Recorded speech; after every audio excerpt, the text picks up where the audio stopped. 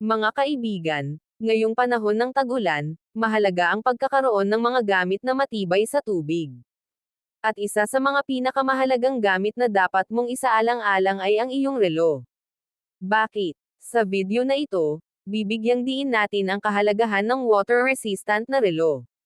Ang water-resistant na relo ay hindi lamang para sa mga nagda-dives o naglalangoy. Ito ay para sa lahat ng naglalakad sa ulan, nagtatrabaho sa labas, o naglalaro ng sports sa tubig. Sa panahon ng tag-ulan, ang tubig ay maaaring pumasok sa iyong relo at sirain ito.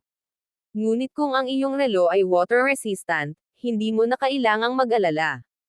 Ang mga benepisyo ng water-resistant na relo ay ang mga sumunod. Proteksyon sa tubig at dust. Pagtitiis sa presyon ng tubig o water pressure. Pagiging matibay sa mga aktibidad sa labas. Pagiging praktikal sa pang-araw-araw na paggamit.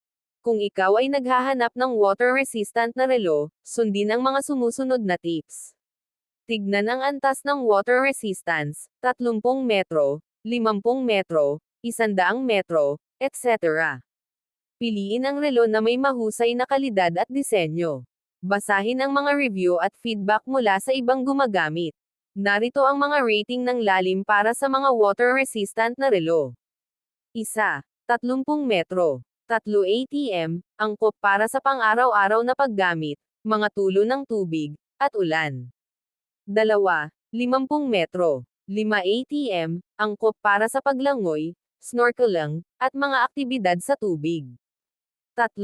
100 metro. 10 ATM, angkop para sa diving, surfing, at mga aktibidad sa tubig na may mataas na presyon.